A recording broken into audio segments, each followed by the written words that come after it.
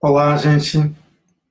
Eu estou ao vivo aqui no Facebook, nessa live, para fazer uma leitura, uma breve leitura comentada de um trecho dessa obra, Assim Falou Zaratustra, do Nietzsche, extremamente oportuno, que chama do ler e do escrever. Eu acho importante a gente entrar em contato com esse grande e profundo pensamento de Nietzsche, principalmente no que ele diz nesse fragmento, porque tem tudo a ver com o nosso momento, né, com esse modo que estamos experimentando a contemporaneidade, onde tem muita leitura e escritura através das redes sociais, por exemplo, e de outros meios que se multiplicam cada vez mais. Então, eu acho muito importante a gente ficar atento no modo como a gente usa a linguagem. Porque, afinal, a linguagem é um dos nossos meios privilegiados de efetuação do nosso desejo, da nossa potência. A linguagem, né, todo o campo semiótico humano, ele é tão importante quanto também o meio corporal. A gente também se efetua de modo necessário através dos movimentos que constituem o corpo. Assim, a linguagem, ela tem uma dimensão tão importante quanto o corpo, que acaba fazendo o quê? Acaba gerando um efeito que nos preenche afetivamente e nos produz a nós mesmos na medida em que a gente usa a linguagem, assim como a gente usa o corpo, né?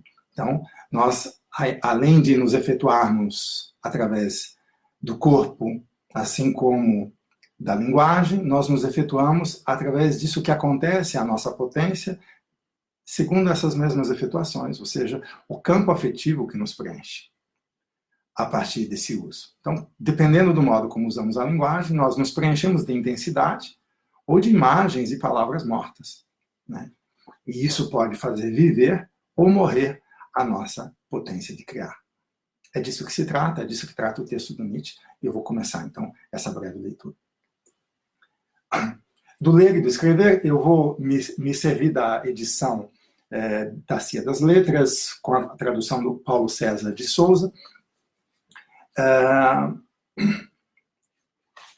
que está na página 40. Então, se você quiser me acompanhar aí com a leitura, se tiver o livro à mão, pegue-o e siga aqui o nosso andamento. Vamos lá. Do ler e do escrever. De tudo escrito, amo apenas o que se escreve com o próprio sangue. De todo o escrito, tudo que o homem escreve, os homens, os seres humanos escrevem, diz Zaratustra, amo somente o que é escrito com sangue. Escreve com sangue e verás que sangue é espírito. Eu vou ler até o final, depois eu retorno para comentar, tá bom? Vou fazer uma leitura corrida aqui. Não é coisa fácil compreender o sangue alheio. Eu detesto os que leem por passatempo. Quem conhece o leitor, nada mais faz pelo leitor. Mais um século de leitores e até o espírito federar. Que todo mundo possa aprender a ler, a longo prazo, isso estraga não só a escrita, mas também o pensamento. Outrora, o espírito era Deus. Depois, se tornou homem. E agora, está se tornando plebe. Quem escreve em sangue e em máximas não quer ser lido, quer ser aprendido de cor. Nas montanhas, o mais curto caminho é aquele entre um cume e o outro. Mas para isso tens de ter pernas compridas. Máximas devem ser cumes, e aqueles a quem são ditas devem ser grandes e altos. O ar fino e puro, o perigo próximo e o espírito pleno de alegre maldade. Essas coisas combinam bem. Quero ter duendes a meu redor, pois tenho coragem. A coragem que espanta os fantasmas, cria seus próprios doentes. A coragem quer rir. Já não sinto como vós essa nuvem que vejo abaixo de mim, essa coisa negra e pesada da qual eu rio. Justamente isso é vossa nuvem de tempestade. Olhais para cima quando buscais a elevação. Eu olho para baixo porque estou elevado. Quem entre vós pode ao mesmo tempo rir e sentir-se elevado? Quem sobe aos montes mais altos ri das tragédias do palco e da vida. Corajosos, descuidados, zombeteiros, violentos. Assim nos quer a sabedoria. Ela é mulher, ela ama somente o guerreiro. Vós me dizeis, a vida é difícil de suportar, mas porque teríeis vosso orgulho de manhã e vossa resignação de noite. A vida é difícil de suportar, mas não sejais tão delicados. Todos nós somos belos asnos e asnas. Que temos em comum com o botão de rosa, que estremece porque sobre o seu corpo há uma gota de orvalho? É verdade. Amamos a vida, não por estarmos habituados à vida, mas ao amor. Há sempre alguma loucura no amor, mas também há sempre alguma razão na loucura.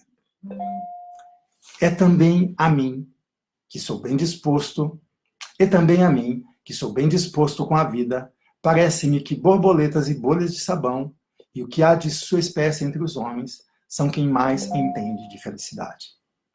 Ver esvoejar essas alminhas ligeiras, tolas, encantadoras e volúveis, leva a Zaratustra às lágrimas e ao canto. Eu acreditaria somente num Deus que soubesse dançar. Quando vi meu diabo, achei-o sério, meticuloso, profundo e solene. Era o espírito de gravidade. Ele faz todas as coisas caírem. Não com a ira, mas com o riso é que se mata. Eia, vamos matar o espírito de gravidade. Aprendi a andar. Desde então, corro. Aprendi a voar. Desde então, não quero ser empurrado para sair do lugar. Agora sou leve. Agora voo. Agora me vejo abaixo de mim. Agora dança um Deus através de mim. Assim falou Zaratustra. Esse é um texto maravilhoso, é um texto extremamente denso e concentrado, onde Nietzsche diz muito, mas muito do nosso modo de usar não só a linguagem, como os nossos estados afetivos e o nosso pensamento. Eu vou então começar a fazer um breve comentário em torno de cada enunciado que o Nietzsche pronuncia aqui. De tudo escrito, de todo o escrito, amo apenas o que se escreve com o próprio sangue. Escreve com sangue e verás que sangue é espírito.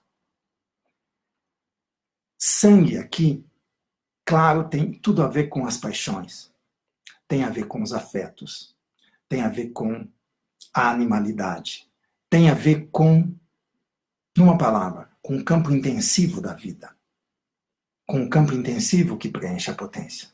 Isso é sangue. Sangue é devir, sangue é acontecimento, sangue é fluxo, é fluidez no movimento e no tempo. Sangue é acontecimento que faz cantar o coração. Sangue é também animalidade. Sangue é vida e vontade de ultrapassamento e produção de si mesmo. Sangue é, na verdade, uma energia vital que nos faz viver e criar a nós mesmos e as nossas maneiras de viver. Escreve com isso. Escreve com um modo de vida. Escreve com afetos. É isso que Nietzsche, através do seu Zaratustra, está dizendo para a gente. Escreve com sangue, escreve com afeto, escreve com esse modo de acontecimento vital que te constitui, né? E verás que sangue é espírito. O espírito aqui é levado para o campo da duração, para o campo do tempo, para o campo do acontecimento. Espírito não tem mais nada a ver com uma entidade mística, uma identidade que é criada por um Deus fora da natureza, né? Que faria com que a gente retornasse para o ideal. Espírito aqui tem tudo a ver com o acontecimento. O espírito é filho do acontecimento. Nós somos filhos do acontecimento. O pensamento é filho do acontecimento. O pensamento é, portanto, filho da variação da nossa potência, da variação da nossa energia. Não é coisa fácil compreender o sangue alheio, não é mesmo? Porque cada um, de alguma maneira, está numa posição, está num modo de acontecer, num modo que o modifica, que faz sua potência variar, que o deixa triste, que o deixa alegre, que usa a linguagem para criar saídas ou para apreender de modo falso o problema da vida, ou para colocar de modo interessante o problema da vida. E o problema vai ter a resposta que ele merece, segundo o modo como nós somos capazes de aprender esse problema da vida. E a linguagem vai ser um efeito, vai responder através desse mau ou bom jeito de aprendermos a vida em nós. O mau jeito é aprendermos a vida de modo morto, a partir dos nossos estados já marcados, a partir do nosso rebaixamento, a partir dos nossos atolamentos. Esse modo de usar a linguagem é um modo que reproduz a morte em vida em nós. Por isso que no momento seguinte ele diz assim, mais um século de leitores e até o espírito estará fedendo. Não é? Porque são coisas mortas que entram em nós, na nossa mente, no nosso modo de pensar, através de um uso opaco das palavras, com suas imagens, com seus signos significantes, significados, designantes, designados, manifestantes e manifestados, num círculo vicioso da representação linguística que impede que o signo encontre o sentido e o sentido seja uma expressão da intensidade vital em nós. Esse uso de linguagem faz com que o espírito morra, com que o espírito já esteja apodrecido e que o espírito não tenha sido nem enterrado. Portanto, ele está fedendo em nós. Interessante essas imagens que a gente usa. Não é coisa fácil compreender o sangue alheio, porque todos nós estamos numa posição necessária de efetuação, mas nos efetuamos muitas vezes de mau jeito. E quando nos efetuamos de mau jeito, nossas palavras, nossa escrita e nossa leitura também acaba por criar uma ordem fictícia da realidade, que deforma os outros e a si mesmo. E, ao mesmo tempo, aquele que acontece de modo reto, de modo interessante, de modo afirmativo, ele cria uma linguagem, ele cria uma maneira de usar a matéria expressiva, esculpe essa linguagem, criando sentido e gerando valor a partir daí. Porque isso que ele cria é um modo de efetuar a sua potência, a sua energia, de maneira tal que a sua potência cresça, que aumente o desejo no interior da própria vontade, no interior da própria potência, que aumente o desejo ou a vontade no interior dessa potência que cresce. Isso seria um uso interessante, vital da linguagem, seria escrever com sangue, ler com sangue. Eu detesto, diz Zaratustra, eu detesto os que leem por passatempo. Na outra tradução está assim, detesto aqueles que leem por desfastio. Por passatempo, para passar o tempo, para se dispersar, para se distrair, para se embriagar, talvez, para se entorpecer. É um péssimo jeito de ler. Ou ler para se instruir, pior ainda, para se instruir, para ser erudito, usar a linguagem para se tornar erudito, para saber das coisas, para estar informado, né? Para aumentar o nível de comunicação. Ora, será que não é através do excesso de informação e de comunicação que nós matamos o pensamento e desintensificamos a vida? Diz Zaratustra, quem conhece o leitor, nada mais faz pelo leitor, não tem mais nada a fazer. Mais um século de leitores e até o espírito federar. Até o espírito estará fedendo, até o espírito estará morto, sem ser enterrado. sem fazer honra aos mortos, ou a esse passado, ou a essa memória de marcas. Mais um século de leitores. Nietzsche está no final do século XIX. Esse século já se passou. Temos agora praticamente um século e meio quase depois que Nietzsche proferiu essas palavras. 130 anos aproximadamente. E o que está acontecendo com o nosso pensamento? O nosso pensamento se manifesta através da linguagem. E o que a gente escreve? E o que a gente lê? Como a gente escreve? Como a gente lê? A gente escreve e lê com intensidade? Ou a gente escreve e lê encadeando signos, afecções, imagens, criando uma ordem fictícia para eles, associando-os de modo extrínseco e submetendo-os a uma exterioridade cujo foco, cuja função é reproduzir poderes, os poderes tristes e os poderes que constituem as formações sociais humanas atuais. Então, é um modo péssimo de leitura. A gente vê a ordem discursiva, como diria Foucault, né? O regime de signo, como diria Deleuze. Esses regimes, essas ordens discursivas, são ordens para rebaixar a vida de um lado e para empoderá-las de outro, né? Fazendo com que a autoridade se constitua a partir de uma letra morta, de um signo morto, de uma forma de expressão que se coloca no lugar da vida. Uma ordem que, no fundo, é uma sentença de morte para todo acontecimento vital. É assim que usamos a linguagem. Ora, esse fragmento de Nietzsche é cada vez mais urgente, importante, necessário, né, de ser frequentado. Vamos seguir na nossa frequentação aqui. Quem conhece o leitor, nada mais faz pelo leitor. Porque o leitor, ele se informa, ele obtém conteúdos ou significados a partir de verdades estabelecidas, de significantes dominantes. E esses significados ou valores e significantes dominantes estão aí justamente para se colocar no lugar do acontecimento, para impedir que o acontecimento se torne dominante primeiro, né? O significante ideal, ele é exatamente um modo de sabotar o acontecimento em nós. E nós perdemos o acontecimento e nos agarramos ao significante.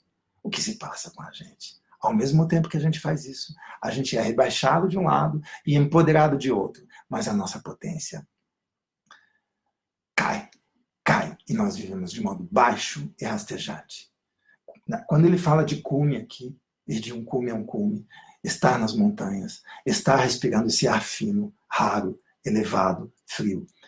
Ele está falando de um modo de viver intenso, onde a potência de acontecer não se confunde com o acontecido do acontecimento que a gente vive. E sempre que a potência de acontecer se confunde com o acontecido do acontecimento que a gente vive, nós caímos, nossa intensidade se esvai, a nossa vida se estende, se organiza, se torna opaca, cria um interior e um exterior artificiais, mas, na verdade, perde justamente a bússola, o termômetro, o elemento que a orientaria de dentro, de modo imanente, a partir de uma variação de potência que cresce a cada ato de existência, a cada diferenciação. Ela perde exatamente isso.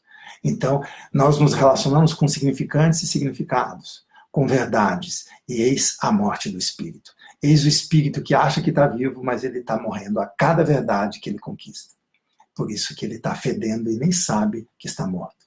Ele é um morto vivo, não enterrado.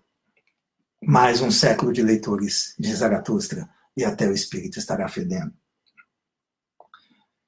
Que todo mundo possa aprender a ler. A longo prazo, isso estraga não só a escrita, mas também o pensamento. O que Nietzsche quer dizer com isso? Parece elitista, né? Que todo mundo possa aprender a ler. Estraga até o espírito.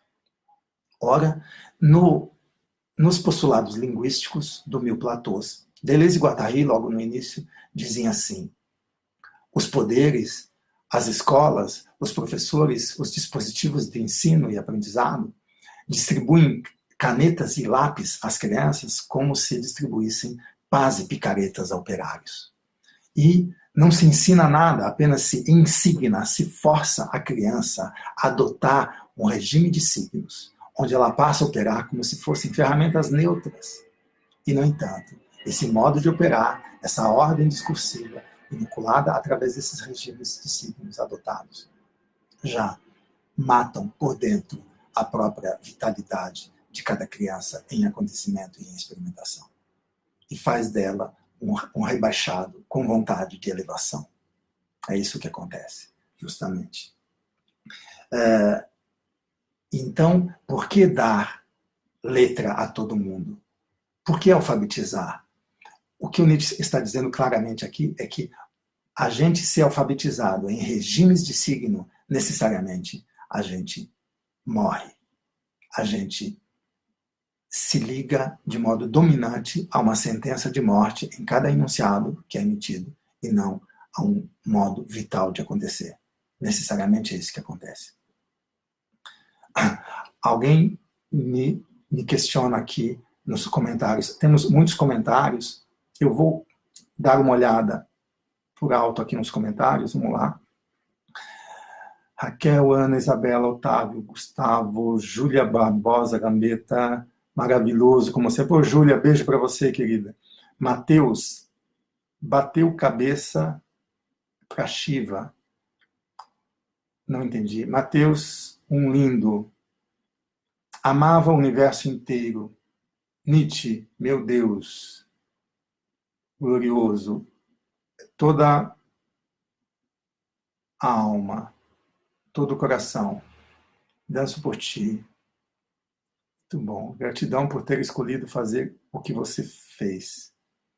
Obrigado, Mateus. Aleluia. Bom, devires, venires e processos. Mateus 1, de novo. Ana entrou. Quem está perguntando aqui, não consigo só contemplar. Eu não consigo só contemplar. Eu tenho que adorar. Namasté, entrou, entraram, bom, enfim. Deixa-me ver. Bárbara Fenrir diz, a morte do espírito é perder a autenticidade? Sim, Bárbara, com certeza. É perder a autenticidade, mas é importante a gente entender o que é autenticidade. A autenticidade de uma vida em acontecimento. Tá?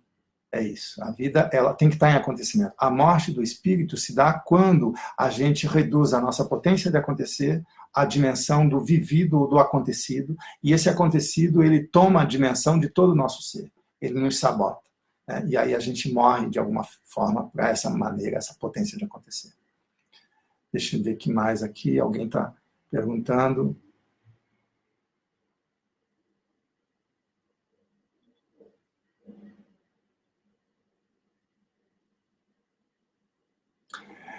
Alguém pede se a live está sendo gravada? Está sim, Pablo. Gabriel Cortilho. Como Nietzsche vê o conceito de classe, para ele, assim como para Fernando Pessoa, a última realidade social é o indivíduo? Bom, enfim. Essas questões mesmo, eu acho assim. Aqui Nietzsche está falando de uma coisa muito mais importante do que a divisão de classes, muito mais profunda. A divisão de classes é uma coisa superficial para Nietzsche. Claro, ela é importante, num certo sentido, mas ela é efeito de uma captura mais profunda. É isso que as esquerdas deveriam entender quando apregoam a luta de classes. Muito mais importante do que uma luta contra é empreender uma luta entre as forças que nos capturam e nos rebaixam. Né? Nós somos rebaixados, nós somos separados do que podemos. E nessa medida, necessariamente, nós servimos aos poderes. Seja de direita, seja de esquerda, seja que tipo de poder for. É preciso a gente voltar a se elevar. É preciso a gente voltar a se elevar não através da autoridade, não através de uma boa escrita, de uma boa leitura, de uma incorporação de ordens discursivas bem elaboradas, de verdades estabelecidas socialmente, historicamente, moralmente, religiosamente, racionalmente. Não a partir daí. É preciso a gente começar a se elevar a partir do acontecimento. Aquilo que Nietzsche chama de monte, de elevação, é levar a tua vida a esse extremo do acontecimento que se constitui pelo meio. É esse meio do acontecimento, a zona mais imediata desse ser que não para de passar e mudar em nós. Esse é o nosso cume. É essa a necessidade que faz você habitar uma distância e uma diferenciação sem a qual você não cria e não tem autonomia. Não tem autenticidade, como alguém já comentou há pouco aqui no chat. Eu vou seguir mais um pouco aqui, então. Diz Nietzsche que todo mundo possa aprender a ler. O que ele está chamando de todo mundo possa aprender a ler? São as vidas rebaixadas, e rebaixadas inclusive pela linguagem. Né? Vão aprender uma linguagem do rebaixamento para se empoderar. Isso necessariamente leva a um malogro humano. Né? Então, que todo mundo possa aprender a ler. Esse todo mundo é a vida tornada rebaixada de uma sociedade gregária. Nietzsche não está sendo elitista aqui, não tem nada a ver com classe, isso que ele está falando. Nietzsche é aquele que empreende o complô contra as classes, na verdade. Que todo mundo possa aprender a ler a longo prazo, isso estraga não só a escrita, mas também o pensamento. Vocês veem aqui, Nietzsche é um desses pensadores que faz a clara distinção entre linguagem e pensamento. Ele sabe que a linguagem é veículo de muita coisa, mas principalmente do pensamento. E se a linguagem se põe na sua ordem como superior à própria ordem intrínseca do pensamento, ela estraga o pensamento, ela confunde o pensamento.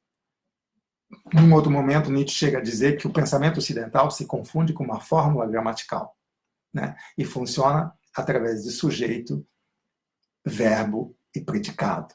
O sujeito como um substrato, como uma ficção, como uma alma, como o primeiro preconceito humano da crença na alma, né? Que se atribui traços de caráter através da atribuição dos predicados. Esse verbo de ligação é um verbo de sedentarização do desejo, no fundo.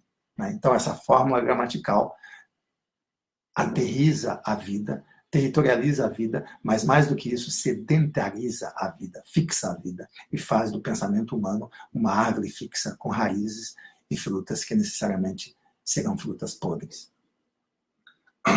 Serão frutas, ou isso que ele diz mais adiante, essa nuvem negra acima do homem, né?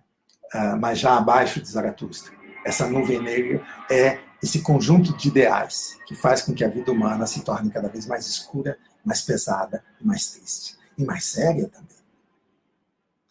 Que todo mundo possa aprender a ler, então, a longo prazo, e se estraga não só a escrita, mas também o pensamento. Outrora o espírito era Deus, depois se tornou o homem, agora está se tornando plebe. Ou seja, e ainda acaba se tornando plebe. Outrora o espírito era Deus. O que era esse espírito que era Deus? O espírito que era Deus era o espírito, era o pensamento humano que buscava o ideal. Mas quem no homem buscava o ideal já era um homem rebaixado. O que é Sócrates quando Sócrates? Quem é Sócrates quando Sócrates diz que o ideal é superior ao real existente? Sócrates é esse tipo cansado, esse tipo triste, esse tipo amargurado, esse tipo feio, esse tipo que está de mal com o dever, que está de mal com o acontecimento. É esse tipo impotente que não consegue mais dever, que não consegue mais acontecer, que não consegue mais dançar, que não consegue mais fluir, que não consegue mais se alegrar, que busca o ideal para colocá-lo no lugar do acontecimento, para resgatá-lo de alguma maneira. Mas esse pensamento que se torna o ideal, que busca o ideal, que nasce pelo ideal e que morre pelo ideal, esse pensamento é o pensamento que carrega Deus, que carrega um outro mundo, que carrega uma realidade transcendente à existência. É isso que é o enunciado. Outrora o pensamento tornou-se Deus. Depois o pensamento tornou-se homem, com a morte de Deus, século XVIII, XIX. O que é a morte de Deus? A forma Deus, a forma do ideal transcendente, não domina mais o modo humano de se relacionar. Agora, o modo humano de se relacionar é a fórmula kantiana, é aquela do puro dever ser, onde o governo de mim mesmo coincide com o governo do outro. Essa fórmula do puro dever ser universal, do imperativo categórico, é a fórmula não mais do transcendente, mas do transcendental a priori. Esse transcendental a priori, ou essa forma homem, toma o lugar da forma Deus. Então o espírito torna-se homem. Depois disso, o espírito ainda acaba tornando-se plebe. Nem mais o ideal, nem mais o espiritual, agora um passional rebaixado. É mais ou menos isso que ele está falando. É agora os restos desse homem frustrado e desiludido, que vai dar no grande cansado, naquele que acaba no deserto, sem alimento e sem água, sem fonte vital para se alimentar, se energizar e criar. Então, é isso, são 3 devires do espírito. O espírito, quando o homem se separa do que pode, inicialmente se torna Deus. Depois, num niilismo não mais negativo, mas um niilismo reativo, ele acaba se tornando homem. Depois do niilismo reativo e dessa desilusão com o homem, ele acaba se tornando plebe. O homem da instrução, o que é? Todos podemos nos instruir. Hoje em dia, qualquer um fala de qualquer maneira, emite opiniões odiosas, terríveis, tristes. Nós vemos o fascismo avançar, o ódio avançar, a ignorância avançar, em nome daquele que sofre, daquele que trabalha, do tipo honesto. Olha a gosma de justiça justiceira e de vingança que sai através desses lábios tristes, cansados e sérios. Isso é a plebe. Isso é plebe. Por mais que essa plebe seja rica. Aqui não é uma questão de classe. Aqui não é uma questão de ser rico ou ser pobre, de ser classe média, classe alta ou classe baixa. Aqui é uma questão do rebaixamento da vida. Plebeu para Nietzsche é a vida rebaixada, não importa quão rica ela seja, quão reconhecida ela seja. Enfim, tem muitas coisas aqui que a gente pode extrair. Alguém comenta aqui, como posso viver Nietzsche na criação de uma criança? Como empoderar uma criança de 3 anos sem subjugá-la? Se a gente não atrapalhar, a gente já faz muita coisa, viu, Ana? Se a gente, inclusive, não atrapalhar a nossa vida, tirar o cabeção da nossa vida. Por exemplo, quem lê em nós? É um cabeção? É o nosso sujeito? É o nosso eu bem estruturado? É isso que lê em nós? Olha, isso atrapalha também a nossa vida. A gente tem que destituir o nosso preposto chamado eu. A gente tem que ler com o nosso corpo sem órgãos, com o nosso corpo intensivo, com o nosso corpo de potência. É isso que tem que ler, que tem que interpretar. Quem interpreta não é o sujeito, é uma força. E essa força pode ser ativa ou reativa. É preciso cuidar disso. Né? Enfim. E na relação com uma criança de 3 anos é a mesma questão. Perceba a criança, deixe ela acontecer, seja um aliado do acontecimento na criança, para que o acontecimento também aconteça em você. Ou só se alie com a criança na medida que você também esteja em acontecimento. Senão, não atrapalhe, por favor. Não é? É isso que a gente tem que pedir aos adultos na relação com as crianças. Douglas Agliardi diz, criar ou produzir. Lembro da conferência Ação Cultural como produção de subjetividade. Sim, é por aí. Bom, então é isso. Outrora o espírito era Deus. Depois se tornou homem, agora está se tornando plebe.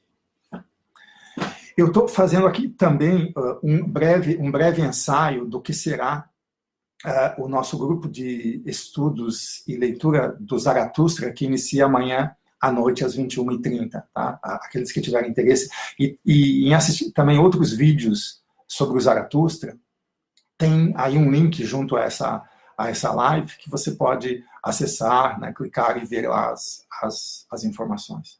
Só esse parênteses que me pediram para informar aqui. Mas eu vou seguir, então, quem escreve de Zaratustra, quem escreve em sangue e em máximas, não quer ser lido, quer ser aprendido de cor. Quem escreve em sangue e máximas, o que é o sangue aqui? Aquilo que eu já tinha dito no início. É essa potência afetiva, é esse modo de acontecer que se intensifica ao usar a linguagem, ao escrever, ao ler, ao pensar, ao se mover também, por que não? Qualquer movimento no sentido da efetuação, ou pensamento, ou expressão linguística, inflama a nossa força, a nossa potência, incendeia a estrela que há em nós, se alimenta do acontecimento. O acontecimento é combustível dessa estrela que brilha em nós. E é isso que se exprime na linguagem. E se exprime no extremo de nós mesmos, como máximas, né? Então, essa intensidade máxima é esse extremo de nós mesmos como limiar do sentido que retorna sobre a potência e que vale para essa potência mais ou menos, que rebaixa o que eleva a vida. É esse limiar extremo, é essa máxima, com esse modo de intensificar, que faz com que aquele que escreve dessa maneira deva ser aprendido de cor. Aprendido de cor, ou seja, ele faz com que o outro entre em ressonância com ele. O outro o atravesse, né? E não seja interpretado por um sujeito que quer se encontrar a significação verdadeira. Significação verdadeira não quer dizer nada. A significação verdadeira já é uma entidade morta.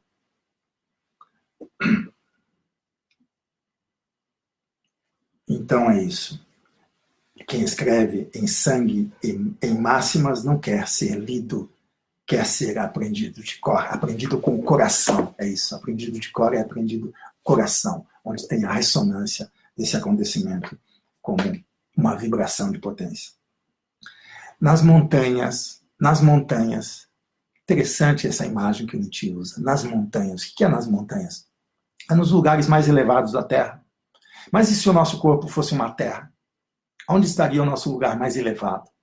O lugar mais elevado do nosso corpo é a zona de passagem que o constitui quando ele se efetua. Essa zona de passagem é a própria matéria do acontecimento. É a natureza da qual é feita o acontecimento. Isso que é o nosso cume, isso que é a nossa montanha. Nas montanhas, o mais curto caminho é aquele entre um cume e outro. Mas na montanha, a montanha é essa zona de passagem. O cume da montanha é a zona de passagem. E o vale é a nossa potência. Entre o vale e o cume tem uma distância.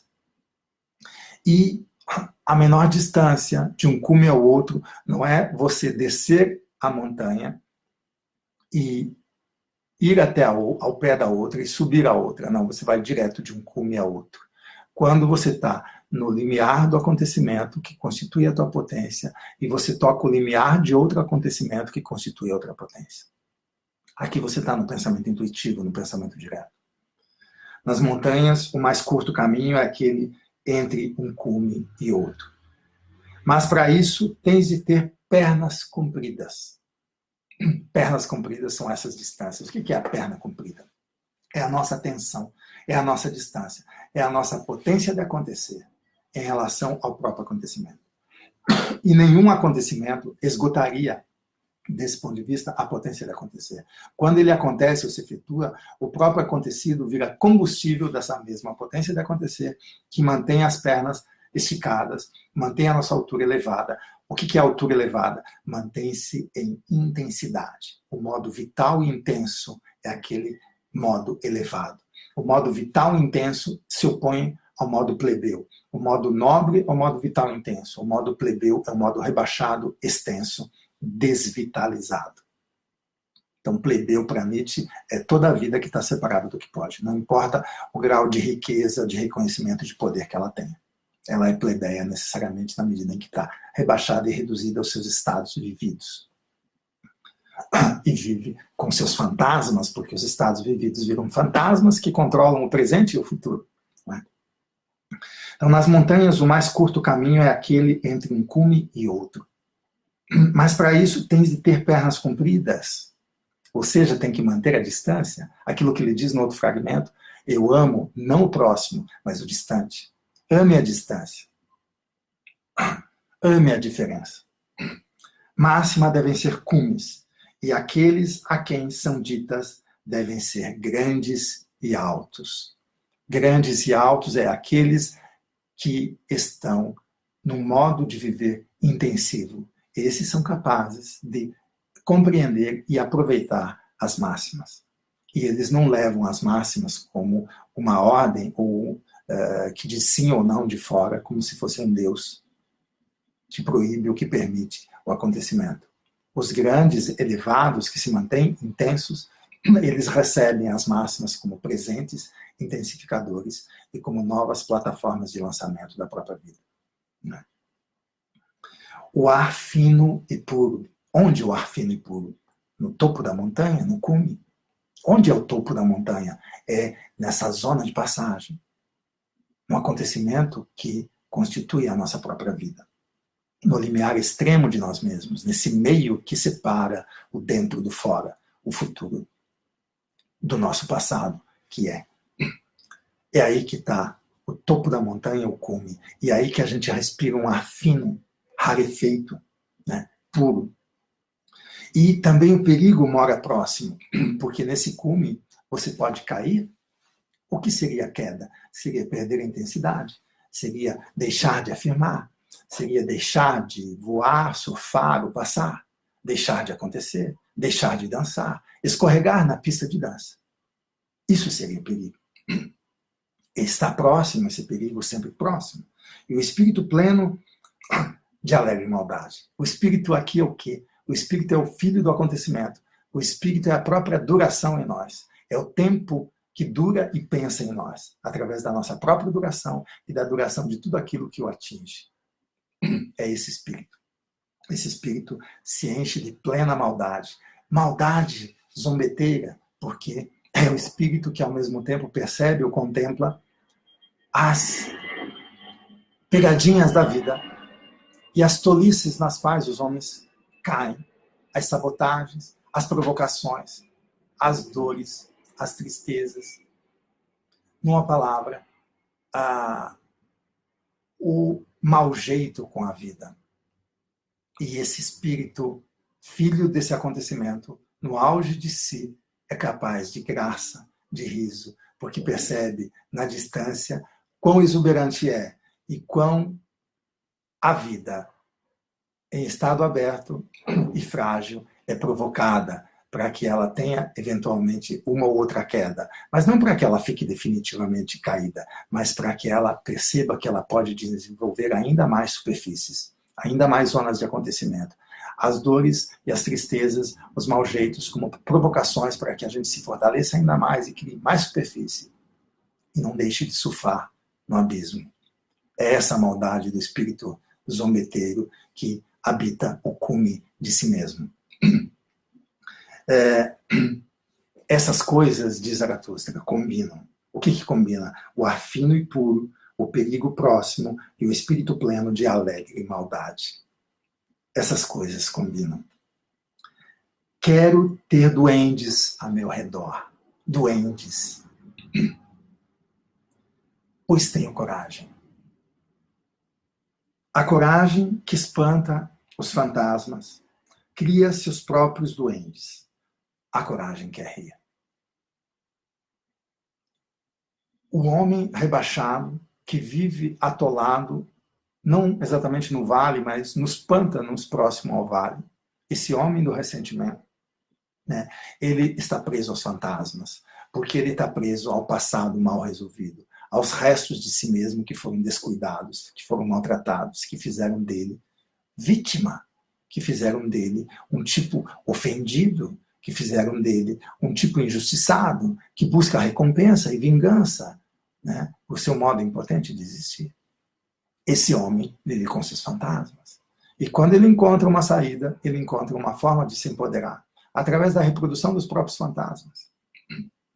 Mas esse espírito alegre e zombeteiro, ele cria duendes e não fantasmas. O que são duendes? São entidades incorporais? São maneiras de apreender os espíritos, as forças, as tendências, os movimentos sutis e intensos que habitam, que pululam na zona de passagem do acontecimento. São esses os duendes. Não são fantasmas mais. Então a coragem que espanta os fantasmas cria seus próprios duendes. A coragem quer rir. Os duendes fazem rir, porque os duendes também são provocadores e são excitantes. Já não sinto como vós essa nuvem que vejo abaixo de mim, essa coisa negra e pesada da qual eu rio, justamente isso é vossa nuvem de tempestade. Gente, esse texto é belíssimo. Eu consigo comentar aqui quase a metade do texto. Faltou uma outra parte, eu acho que a nossa hora está se estendendo aqui demais. Talvez eu possa fazer mais dois ou três comentários dessas próximas frases. E a gente encerra por aqui. Eu queria dizer que isso é um exemplo do modo como a gente pode ler e estudar Zaratustra. Ler e estudar Zaratustra desconstruindo a nós mesmos também. Zaratustra é um pensamento de intensidade. É um pensamento que habita as nossas camadas, que foram estratificadas ao longo dos séculos, ao longo desse longo período pré-histórico, antes da própria história. 200 mil anos, 300 mil anos, 100 mil anos, não importa quanto. E depois os 10, 8 mil anos que foram feitos através da história escrita. Todas essas camadas nos habitam como depositários geológicos do nosso desejo.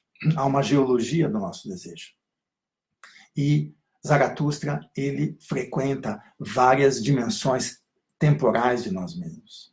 Como diz o próprio Nietzsche, num certo momento, limite da vida, ele diz, eu sou todos os nomes da história. É como se ele dissesse, eu sou todas essas zonas de intensidade, que também tem entrada, a sua porta de entrada através dessas camadas que vão se depositando em nós.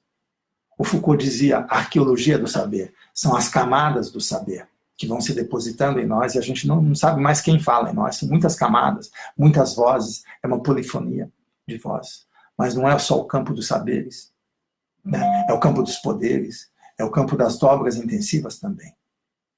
Então, isso tudo Zaratustra nos faz frequentar.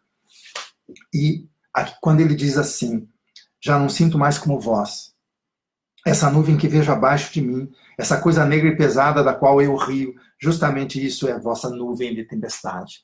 Que nuvem é essa? Essa nuvem é todo o conjunto de ideais humanos. Os homens, no seu buraco, criaram um céu. Esse céu não passou de uma nuvem escura e pesada, cada vez mais pesada. E o que acontece numa nuvem pesada, escura, ela anuncia o raio, anuncia o trovão, anuncia aquilo que vai explodir, fazer disparar, fazer acontecer uma tempestade. E essa tempestade é a destruição e a desconstrução do próprio modo humano em nós, da nossa forma homem, assim como da nossa forma Deus, essa desconstrução. E a gente pode se elevar acima dessa forma Deus e dessa forma homem, né? E tornar-se um além-homem, né? Esse ser de passagem que é uma potência em acontecimento. É isso que ele diz quando ele já está acima dessa nuvem negra. Ele está acima dos ideais, né? Ao mesmo tempo, ele está junto dos acontecimentos. O que ele quer dizer acima do ideal? Que o ideal, no fundo, ele necessariamente remete a um rebaixamento. O homem que idealiza, o homem idealista, ele é um homem baixo. Ele é um anão. Ele é um verme rastejante, né? Nós, seres humanos, que somos capazes de ultrapassar não só os buracos subjetivos do desejo, mas também os ideais ou o finalismo, né? A gente entra novamente em acontecimento. Isso que é se elevar. Já não sinto como vós, essa nuvem que vejo abaixo de mim, essa coisa negra e pesada da qual eu rio, justamente isso é vossa nuvem de tempestade. Olhais para cima quando buscais a elevação. Eu olho para baixo porque estou elevado. Olhais para cima quando a gente está rebaixado, quando a gente está separado do que pode, a gente quer a potência. Mas esse modo de ver não é a potência, é o poder que a gente quer. A gente quer o reconhecimento, a gente quer a felicidade, a gente é escravo imaginando a liberdade, acha que está olhando para cima, mas a gente está olhando para o próprio umbigo, para o buraco de nós mesmos, né? Nós estamos criando um céu que é uma compensação desse nosso inferno.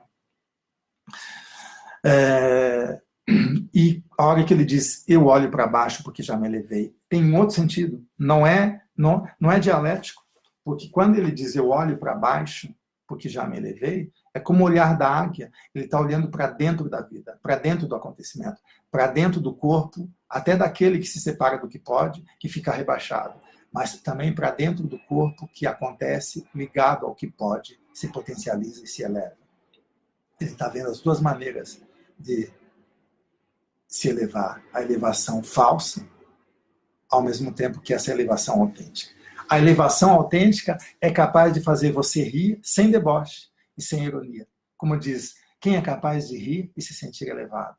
Rir e se sentir elevado é rir sem deboche. Aquele que debocha, ele está se rebaixando.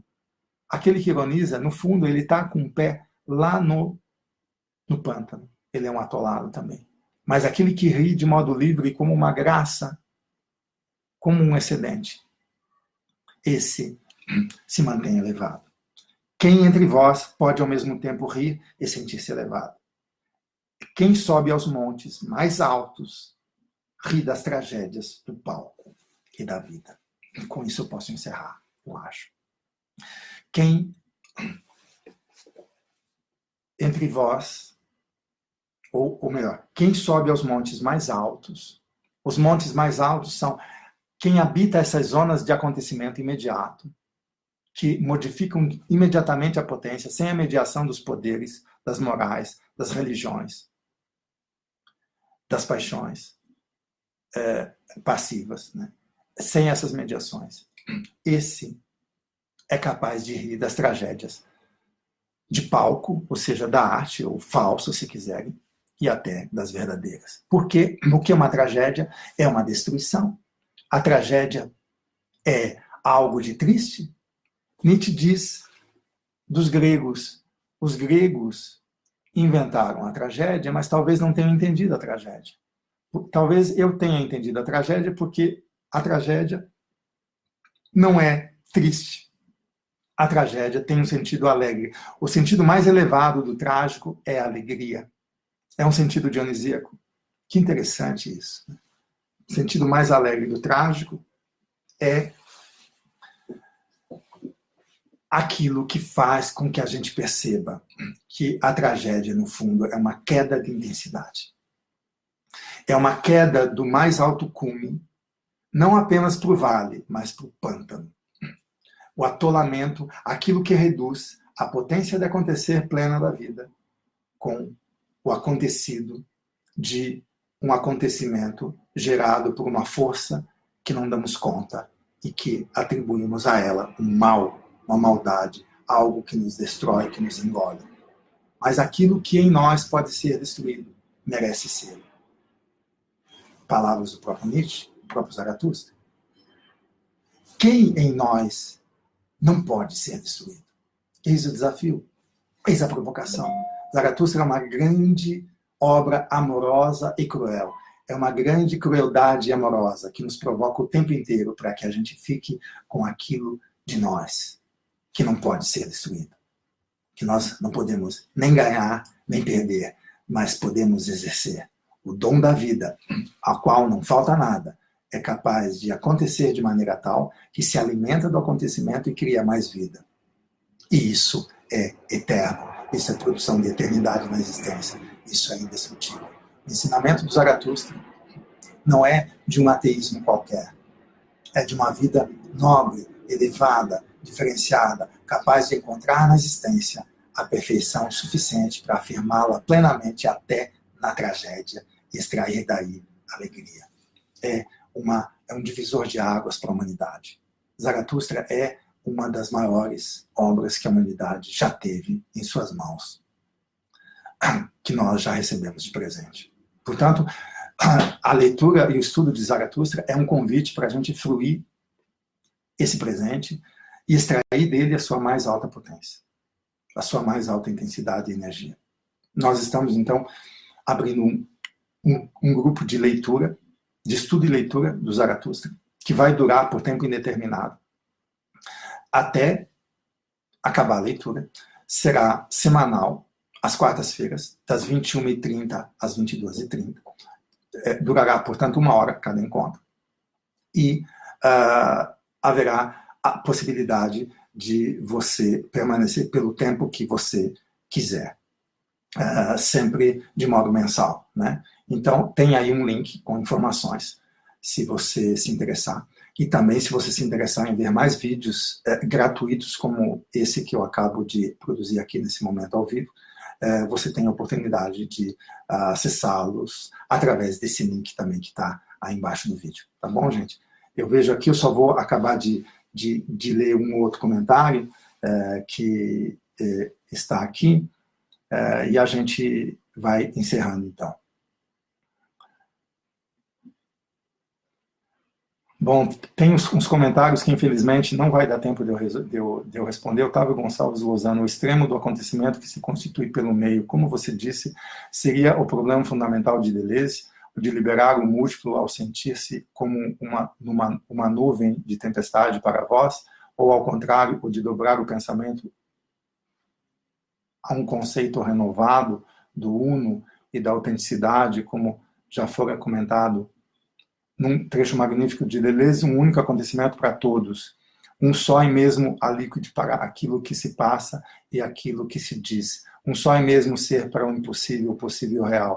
Lógico, no sentido, apenas nessa chegada a um só, eu estaria entendendo o fundo real da suposta democracia do desejo. Sem dúvida, esse único do desejo, ao mesmo tempo que é o ser para todas as diferenças, é a afirmação para todas as diferenças. Isso é um unívoco que já estava em Parmênides, depois passou por Avicena, e principalmente por Duns Scott, quando ele diz que o ser é unívoco e não análogo, tem um único sentido para todas as diferenças, né? E depois esse ser unívoco atravessa a filosofia de Spinoza, quando ele se torna afirmativo, porque em Duns Scott ele ainda é neutro, e em Nietzsche, além de afirmativo, ele se torna também seletivo através do eterno retorno.